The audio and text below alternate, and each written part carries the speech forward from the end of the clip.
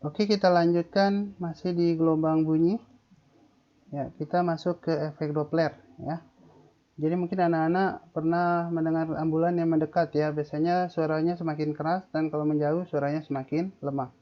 Yaitu terjadi karena gerak relatif antara sumber bunyi dan pengamat. Ini ada beberapa besarannya. Fs itu frekuensi sumber bunyi yang dilepaskan oleh sumber.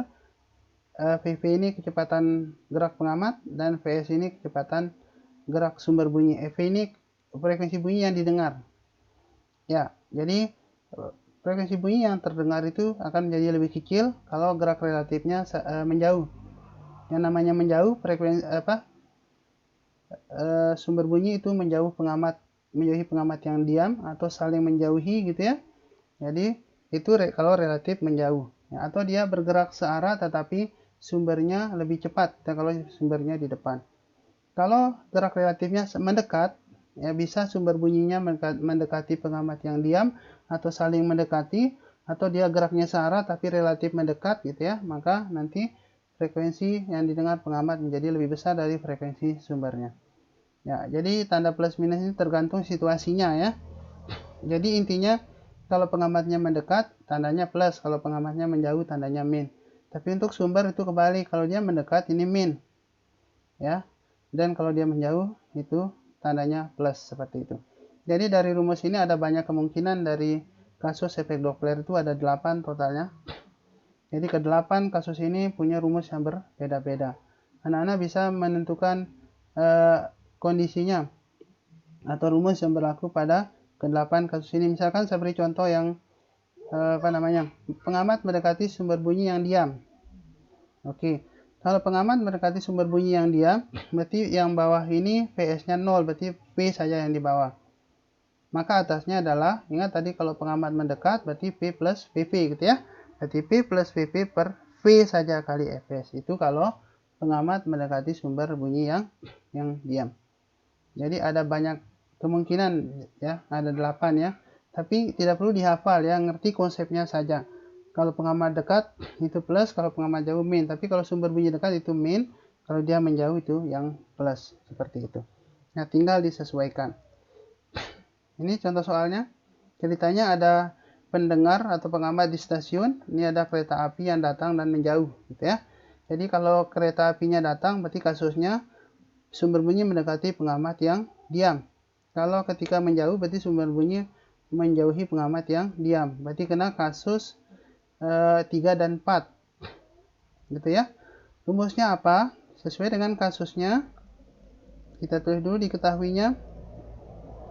Kecepatan sumber bunyi 40 meter per sekon, kecepatan bunyi di udara 340, dan frekuensi yang dilepaskan oleh sumber bunyi 900 meter per sekon. Ini ditanya, frekuensi yang didengar pengamat saat sumber bunyinya mendekat.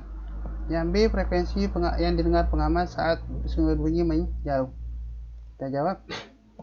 Kalau sumber bunyi mendekat, rumusnya adalah P plus Vp per V min Vs. Ingat, Vp-nya 0 karena pengamatnya diam. Berarti 340 per 340 min 40. Berarti hasilnya ini langsung dibagi ya, 900 bagi 300 itu 3 supaya mudah ya.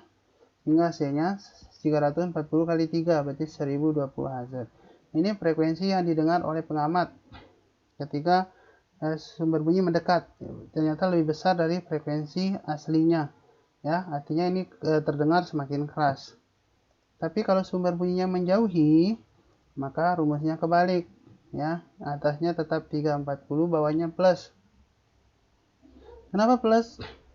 Menjauhi kan? Kalau menjauh berarti kan harus semakin kecil. Ya, semakin kecil Fp-nya daripada Fs. Bagaimana caranya angka yang di bawah harus lebih besar? Bagaimana supaya lebih besar? Ditambah seperti itu. Itu logika matematiknya. Ya. Tapi untuk lebih mudah ngapalnya ya kalau dia menjauh plus saja seperti itu. Hingga didapatkan 340 per 380 kali 900 pakai kalkulator. Hasilnya 803,5 Hz. Oke, ini contoh dari soal efek Doppler. Bagaimana dengan bunyi, taraf intensitas, dan intensitas bunyi? Nah, ini saya lewati saja. Kita ke taraf intensitas dan intensitas bunyi. Intensitas bunyi. Intensitas itu dalam fisika itu daya perluas. Ya. Daya itu ya daya sumber bunyinya. Seberapa keras dia tergantung jauh tidaknya dari sumber bunyi. Gitu ya. Nah, jadi yang sampai ke telinga kita itu namanya intensitas. Tetapi keras tidaknya itu nanti logaritma dari intensitas yang sampai ke telinga kita.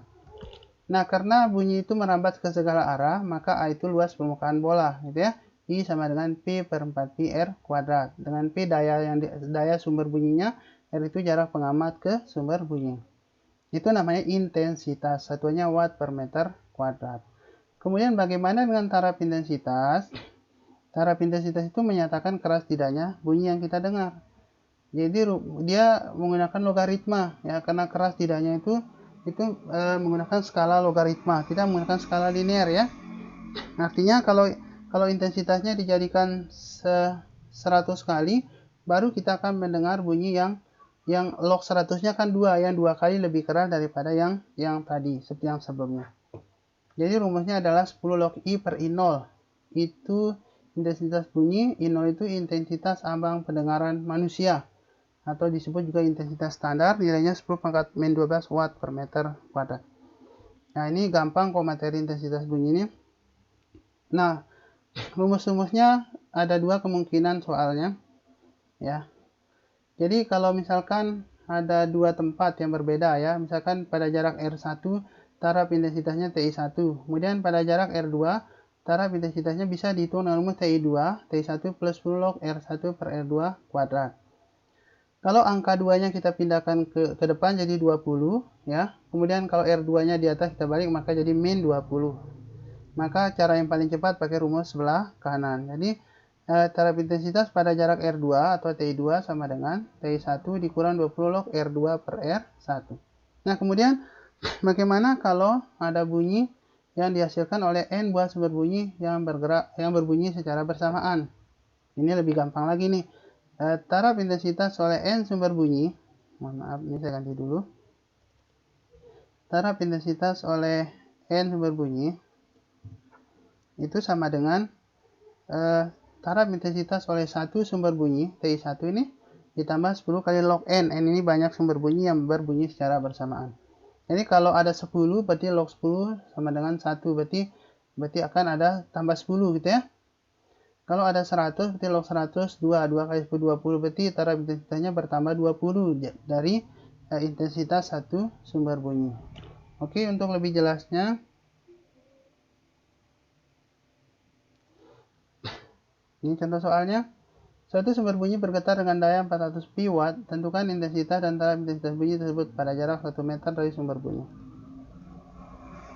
Itu. Ya, intensitas bunyi pada jarak 1 meter adalah, nah ini dia, P per 4 pi R kuadrat. Mohon maaf visualnya saya salah ketik nih. Seharusnya watt per meter kuadrat. Per meter kuadrat, oke, watt per meter kuadrat. Ya, jadi intensitasnya 100 watt per meter kuadrat. Berapa taraf intensitasnya? 10 log 100 per 10 pangkat min 12. Nah, ini min 12-nya naik ke atas 10 pangkat plus 12. Jadi 10 pangkat 2 jadi 10 pangkat 14. Log 10 pangkat 14 itu 14 kali 10. Berarti taraf intensitasnya 140 desibel. Gitu ya. Itu cara menghitung taraf intensitas. Nah, bagaimana kalau pada kasus yang tadi? Taraf intensitas bunyi suatu pesawat jet pada jarak 30 meter adalah 140 desibel. Berapakah taraf intensitas bunyi pada jarak 300 meter? Nah, ini 300 dengan 30 berarti kan 10 kali ya. Nah, kita lihat jawabannya. Nah, pakai rumus yang tadi, TI2 TI1 min 20 log R2 per R1. TI2 taraf intensitas bunyi pada jarak R2 140 kurang 20 log 300 per 30. 330 itu 10, log 10 1, berarti 140 kurang 20 sama dengan 120 desibel. Kemudian bagaimana untuk kasus N sumber bunyi? Nah, ini ada satu mesin ketik menghasilkan taraf intensitas 40 desibel. Bagaimana kalau ada 10, bagaimana kalau ada 100? Ini paling gampang ini. Oke, kalau 10 mesin ketik berarti 40 tambah 10. Ya, gitu ya. Jadi kalau ada 10 berarti tambah 10 taraf intensitas dari satu mesin ketik, berarti 40 tambah 10 50 desibel. Kalau ada 100 berarti tambah 20. Gitu ya, karena log 100 2, berarti 2 kali 10 20. Ini log 10 1 kali 10, maka tambah 10. Kalau 100 mesin ketik berarti tambah 20. Kalau 1000 berarti tambah 30. Kalau 10.000 tambah 40 dan seterusnya. Gitu ya.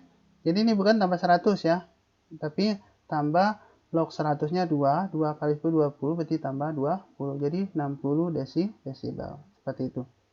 Ya, jadi ini lebih gampang ya. Oke, anak-anak mungkin itu saja soal gelombang bunyi. Semoga bermanfaat. Terima kasih. Assalamualaikum warahmatullahi wabarakatuh.